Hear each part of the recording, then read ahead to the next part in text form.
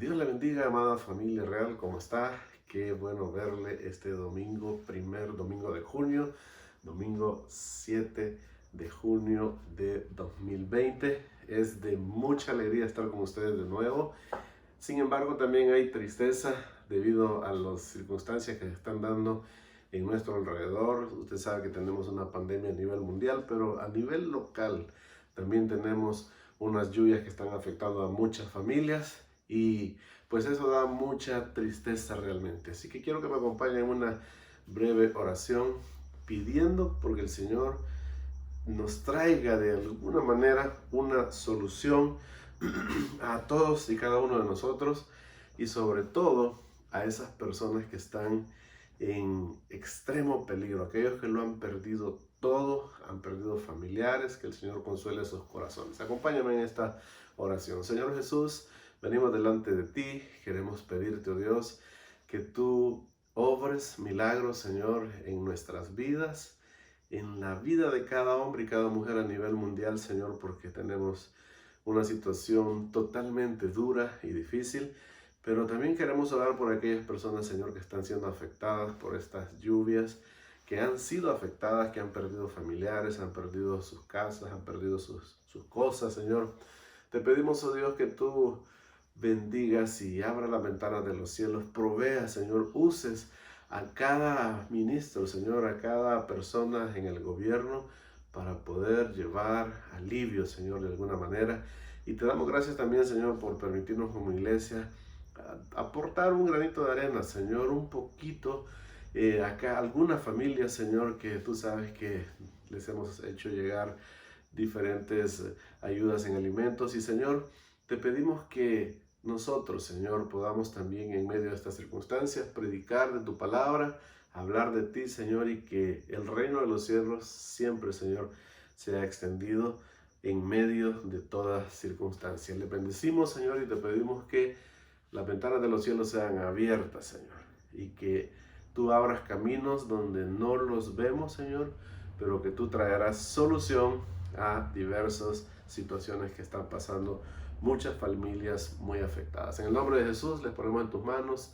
Amén, Señor, y amén. Pues fíjese que como iglesia un poquito hemos estado ayudando, pero sabemos que hay personas que lo han perdido todo y hay que seguir orando, lo hemos estado haciendo y pues esperamos que de alguna manera reciban estas personas una ayuda que les permita seguir adelante. Bien, vamos entonces al tema de ahora. El tema de ahora es un tema muy doctrinal. Usted sabe que cada primer domingo nosotros generalmente lo hacemos el primer domingo, celebramos la Cena del Señor y hoy lo vamos a hacer. Espero que usted se haya preparado, lo estuve mencionando. Prepárese, por favor. Hay hermanas y hermanos que me han dicho, mire, yo sola, lo hice en mi casa, lo hice con agua, porque usted sí lo dijo, si no tenía otra cosa, pero lo importante es hacerlo. Y ya verá usted el por qué lo hacemos, la importancia de la Cena del Señor, la importancia de la Cena del Señor. De eso vamos a hablar y Pablo nos habla de esto en primera carta a los Corintios, capítulo 11, versículo 23 al 26, y dice de la siguiente manera: yo recibí del Señor lo mismo que les he enseñado a ustedes, que la noche que fue entregado al Señor Jesús, tomó pan y que luego de dar gracias lo partió y dijo: tomen, coman, esto es mi cuerpo que por ustedes es partido. Hagan esto en memoria de mí. Asimismo, después de cenar, tomó la copa y dijo: esta copa es el nuevo pacto en mi sangre. Hagan esto cada vez que la beban en mi memoria. Por lo tanto, siempre que coman este pan y beban esta copa, proclaman la muerte del Señor hasta que Él venga. Como le dije, este es un tema meramente doctrinal. Nosotros lo damos en las semillas, específicamente en la semilla 1. Es uno de los temas que nosotros tenemos. Y es muy interesante que Jesús, fíjese qué tremendo esto. Jesús no dijo, celebren mi cumpleaños, mi fecha de cumpleaños es esta. Él dijo, hagan estas dos cosas. Nos dio dos mandamientos, nos dejó dos ordenanzas a nosotros los cristianos, y es esto que habla acerca de la muerte, la sepultura y la resurrección de nuestro Señor Jesucristo. Y ahí nos da dos ordenanzas. Una de ellas es el bautismo. En el bautismo, lo hemos dicho ya antes, nosotros damos a conocer a la gente que nosotros hemos salido del mundo, morimos del mundo cuando somos sumergidos en el agua, y cuando salimos nacemos a una nueva vida en Cristo Jesús. Entonces Jesús murió, fue sepultado y resucitó también. Entonces son simbolismos muy importantes y de esto vamos a estar hablando, aunque hoy nos vamos a centrar en lo que es la cena del Señor. Pero ambas representan realmente la vida del cristiano y representan una verdad espiritual muy importante para todos y cada uno de nosotros. Entonces, ¿por qué es importante la cena del Señor? En primer lugar, porque es un hecho histórico. Oigan, esto es una gran verdad, es un hecho histórico. Fíjense que a veces nosotros escuchamos cosas de la historia, y yo estaba leyendo que, por ejemplo, se dice que los vikingos usaban unos cascos con cuernos, y a las películas así lo sacan y todo eso, pero en realidad eso es un mito. Ellos nunca usaron cascos con cuernos, no es así.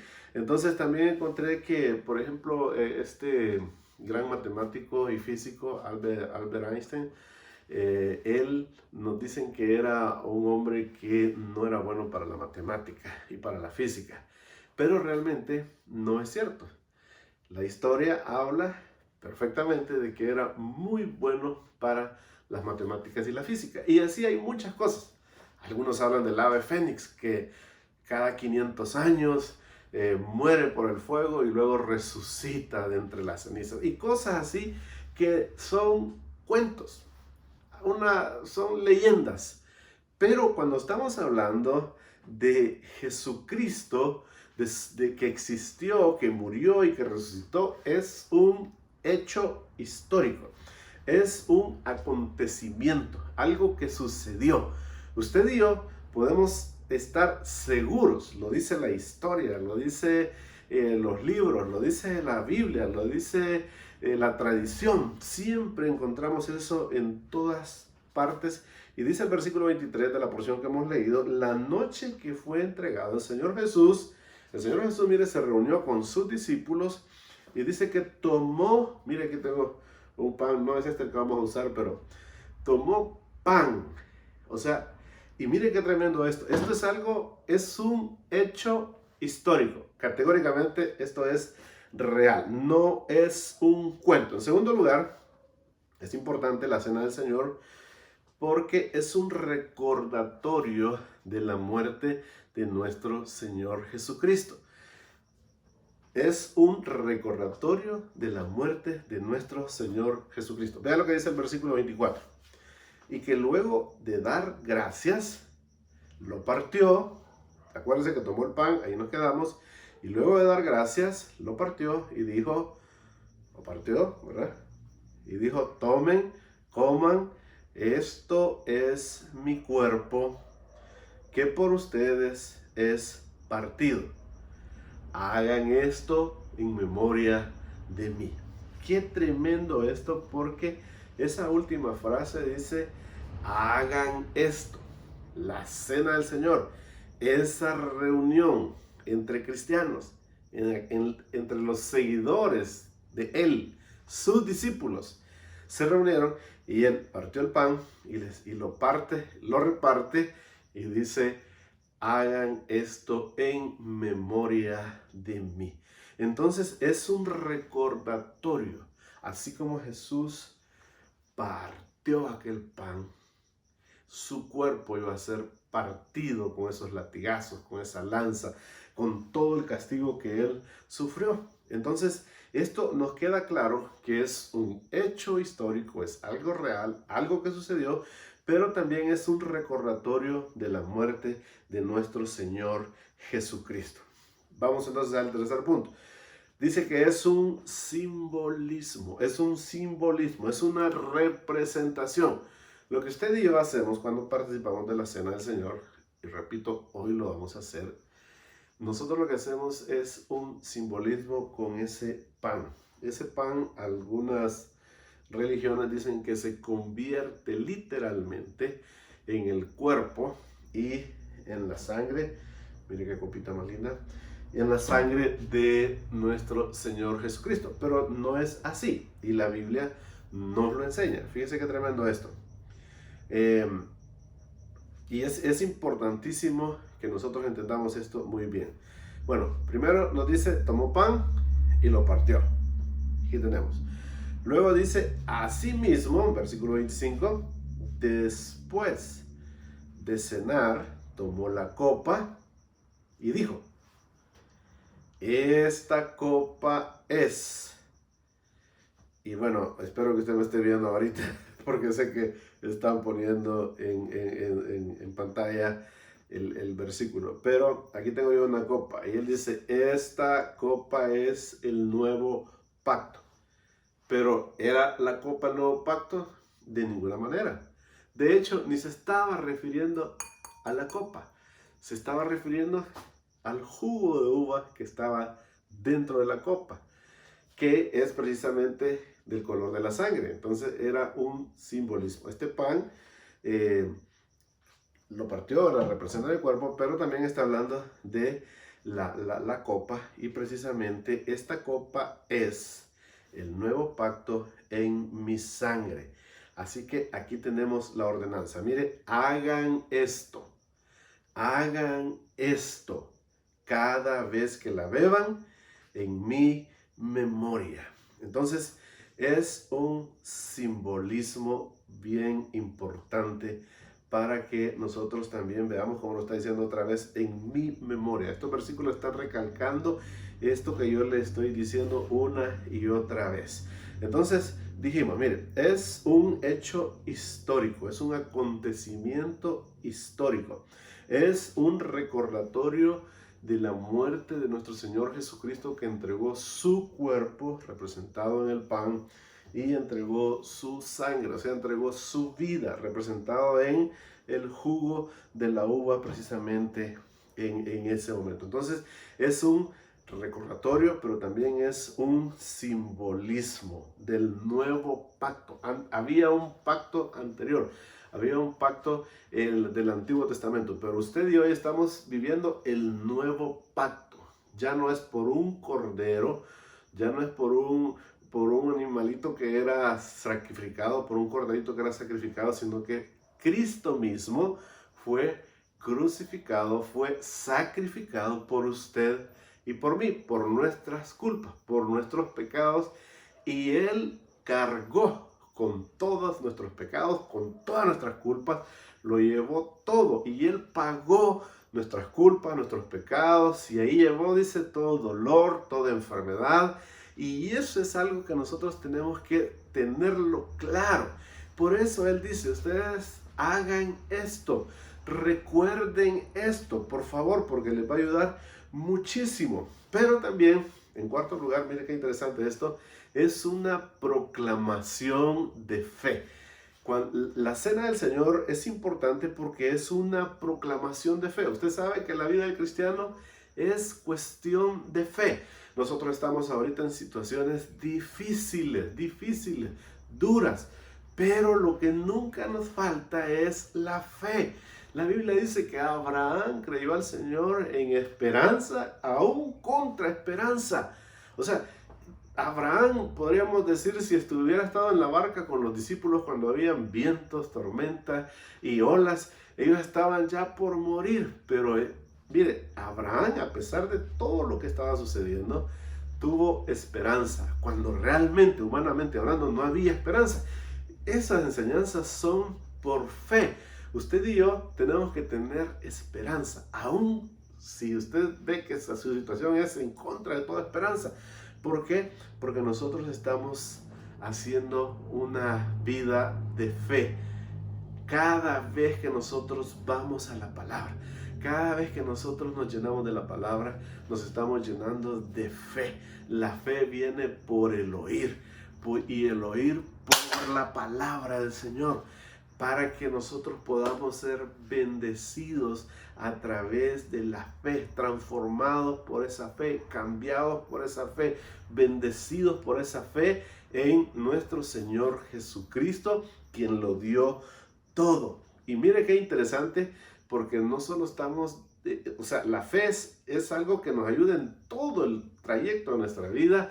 La fe cuando usted entrega su vida al Señor, la fe cuando usted ora por un enfermo, la fe cuando usted cree que Dios le va a proveer, la fe en todo momento cuando usted dice voy a lograr coronar mi carrera, cuando usted dice voy a tener para pagar al fin de mes el alquiler o el pago de la casa, la hipoteca, voy a tener comida. Eso es fe, eso es creer en el Señor. Entonces, pero también aquí el versículo 26 dice, por lo tanto, o sea que después de tener claro que es un hecho histórico, que es un recordatorio, que es una representación.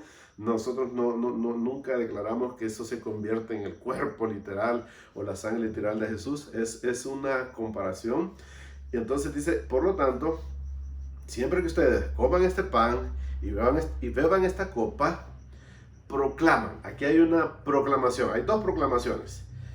Pero ya verá por qué le digo que es una proclamación de fe. La primera es proclamación del hecho histórico del que ya hablamos, la muerte del Señor.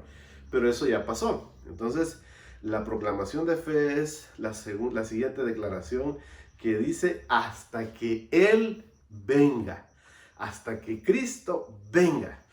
La iglesia, amada iglesia, valga la redundancia, amados hermanos y hermanas de sangre azul, la iglesia es la novia del Cordero y un día Cristo vendrá por su iglesia para irnos al cielo con Él y habrán las bodas celestiales y usted sabrá y espero que usted conozca de esto porque es una gran bendición, pero Cristo vendrá un día por la iglesia y debemos de estar preparados.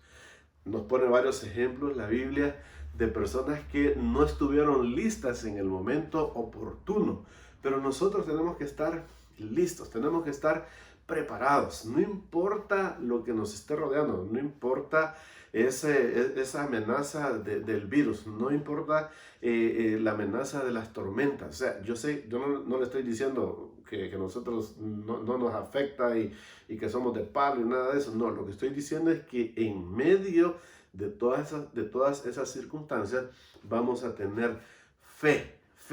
La fe del cristiano. Un cristiano sin fe realmente no puede existir. Sin fe en nuestro Señor Jesucristo, ¿verdad? Porque esa fe tiene que estar en Él, no en un Dios con D minúscula, sino en el Creador de todo el universo. Nuestra fe en Él. Y esta porción del versículo 26 nos habla precisamente de esa proclamación de fe que Él vendrá un día por su iglesia.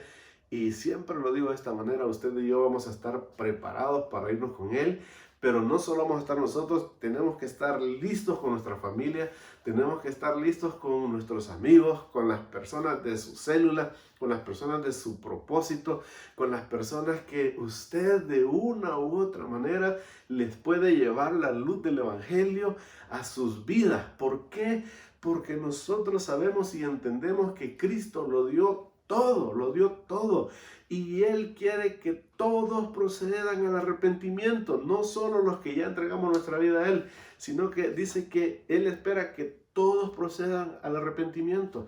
Y no es que Él tarde su venida, sino que está dando ese chance, como decimos en buen salvadoreño, está dando la oportunidad de que nosotros compartamos, que nosotros prediquemos. Por eso le he estado diciendo, no puede el virus, no puede el COVID-19 detenernos a nosotros, tampoco puede detenernos las tormentas.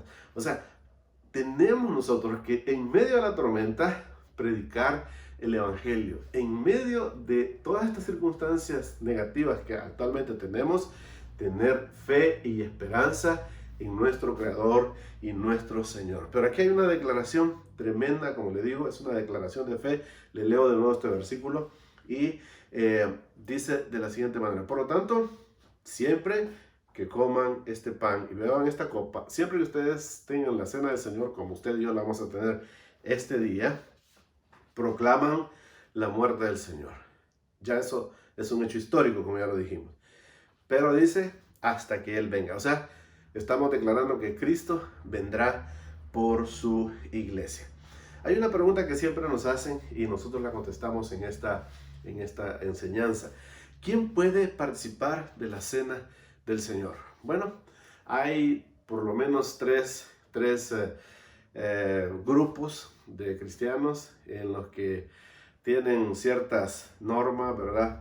Un grupo dice de esta manera, otro grupo dice de esta, no es malintencionado, pero es un poquito complicado. Lo cierto es que todas aquellas personas que hemos reconocido a Jesús como nuestro Señor, como nuestro Salvador, y le hemos permitido a Él, estamos día a día esforzándonos, estamos caminando, estamos leyendo su palabra, estamos memorizando su palabra, y mire, estamos nosotros compartiendo con otras personas por poco que podamos, por poco que hemos memorizado, pero poder compartir testimonios, hablarle a la gente de lo que Dios ha hecho en nuestra vida. Todo eso nos lleva precisamente a que nosotros podamos compartir con Él y ser parte del cuerpo de Cristo. Cada persona que entregó su vida al Señor, imagínense aquel hombre que estaba allá en la cruz, habían dos hombres y estaban hablando mal de Jesús, los dos, y uno de ellos en un momento reaccionó y le dice: Señor, acuérdate de mí cuando vengas en tu reino. Y en ese momento esa persona se pasó varios protocolos que ahora nosotros tenemos como iglesia. Entonces, ¿quién puede participar de la cena del Señor? Todo el que reconoce a Jesús como su Señor y como su Salvador. Y comienza este proceso de transformación y de cambio, pero el Señor ya hizo un cambio interno en esa persona y tendrá que hacer su esfuerzo día a día. Hay personas que dicen que el versículo 27 que dice de la siguiente manera: el que come y bebe indignamente sin discernir el cuerpo del Señor, juicio come y bebe para sí. Entonces dicen: ay, qué bárbaro, ¿cuál es el hermano que es digno de comer? Vamos a ver, y aquí es donde se vuelve bastante religioso esto, porque de repente al ojo del pastor o al ojo del líder de célula o del líder de propósito, este sí, este no, este sí, este no, este sí, este no. Imagínense que nosotros nos pusiéramos de esa manera. Realmente, si somos sinceros, nadie es digno del cuerpo de Cristo. Todos somos pecadores, todos hemos pecado, todos hemos cometido errores que no nos hacen dignos del cuerpo de Cristo. El Dios mismo que vino y se hizo hombre, no somos dignos de Él si somos sinceros. Ahí se está refiriendo a la forma en la que ellos comían. Y lo cierto es que, como le digo, toda persona que reconoce a Jesús como su Señor y como su Salvador, cree que Él murió por sus pecados, que fue sepultado, que resucitó al tercer día y que se levantó entre los muertos y ahora está a la diestra de Dios Padre, y que el Espíritu Santo quedó aquí en la tierra para morar en usted y en mí, y todo aquel que le entrega su vida a Él es templo y morada del Espíritu Santo, entonces esas personas podemos participar de la cena del Señor. En quinto lugar y último lugar, ¿cómo me preparo para la cena del Señor? Definitivamente que hay que prepararnos, porque la Biblia nos lo dice de esta manera. Versículo 28 dice: por tanto, pruébese cada uno a sí mismo y coma así del pan y beba de la copa. Pero aquí está la clave: pruébese cada uno a sí mismo. Es que mire, yo le puedo dar a usted, su líder le puede ver y puede decir: qué espiritual, hermano, y puede ser que ande de lo peor en ese momento. Otro puede decir: qué bárbaro, cómo anda de mal este hombre. ¿Sabe que el mismo sacerdote confundió a Ana cuando estaba orando y clamando al Señor por un hijo? Y le dice: estás ebria. Y esa mujer estaba clamando al Señor. O sea que en nuestra mirada de ser humano a ser humano nos podemos equivocar. Entonces tenemos que autoexaminarnos. Y uno dice: ¿cómo estoy con Dios? ¿Será que tengo que confesar algún pecado? Pues mire, si somos sinceros, todos necesitamos confesar. Todos necesitamos reconocer que necesitamos una preparación para la cena del Señor. Entonces, antes de tomar la cena del Señor, y esto lo vamos a hacer ahora, ya vamos a participar, ya llamo a mi familia para que podamos hacer. Antes de tomar la cena del Señor, hágase un autoexamen, examínese. Y si usted es sincero, va a decir, tengo que confesar estas faltas. Dejé de hacer lo bueno cuando lo podía hacer. Mis pensamientos volaron. Si pudiéramos leer los pensamientos de las personas, ¿verdad? Mis pensamientos se fueron. O quizás de hecho hizo un pecado usted. Entonces se autoexamina. Y entonces, si somos sinceros, todos nosotros tenemos que confesar pecados al Señor y decirle, Señor, perdóname. Pensé mal de esa persona. No le hice quizás ni mala cara, pero en mi mente la hice pedazos. No sé cuál será su caso, pero un autoexamen, confesar los pecados y reconciliarse con Dios. Y decirle, Señor, perdóname. Aprovecho este domingo de Santa Cena. Y todos los días lo podemos hacer. Decirle, Señor, perdóname. Quiero reconciliarme contigo. Quiero rededicar mi vida a ti. Y entonces usted se está reconciliando con Dios, pero a lo mejor Dios le va a poner en su mente, tienes que reconciliarte con tu cónyuge, con tu hija, con tu padre, con tu abuelo, con tu tío, con tu vecino, con tu compañero de trabajo, con tu hermano en la iglesia.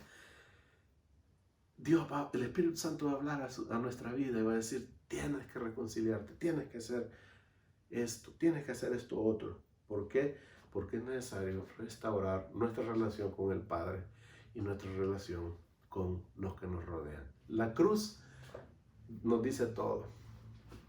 Está hacia arriba, apuntando hacia arriba, hacia el Padre, pero también está apuntando hacia toda la humanidad. Necesitamos tener paz, necesitamos tener perdón en nuestro corazón. A lo mejor tenemos que perdonar a alguien.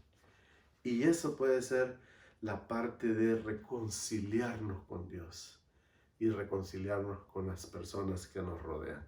Así que hoy es un buen tiempo para que nosotros podamos hacer todo esto que la Biblia nos está enseñando. Reconocer que no estamos jugando con esto. Es un hecho histórico, es real. Es algo que nos hace recordar que Jesús sufrió muchísimo. Es algo simbólico. Es simbólico. No espere que eso se va a convertir en carne y sangre. No, no es así. Es una proclamación de fe. Cristo vendrá por su iglesia. Si usted ha reconocido al Señor, si esa persona ha reconocido al Señor Jesús como su Señor y como su Salvador, mire, hágale el llamado ahorita. Si tiene usted un invitado ahí, dígale, ¿quieres entregar tu vida al Señor Jesús? Y si le dice así, mire, bíblicamente hablando, usted le puede compartir la cena del Señor hoy mismo. Usted lo puede hacer. ¿Cómo me preparo? Bueno, me hago un autoexamen. Confieso mis pecados, me reconcilio con Dios y me reconcilio con todas las personas. ¿Por qué? Porque he dicho, Señor, te necesito cada día más y más. Nos preparamos entonces. Le voy a dar unos segundos para que usted se prepare mientras viene mi familia que está aquí conmigo y nos preparamos para precisamente participar de la cena del Señor.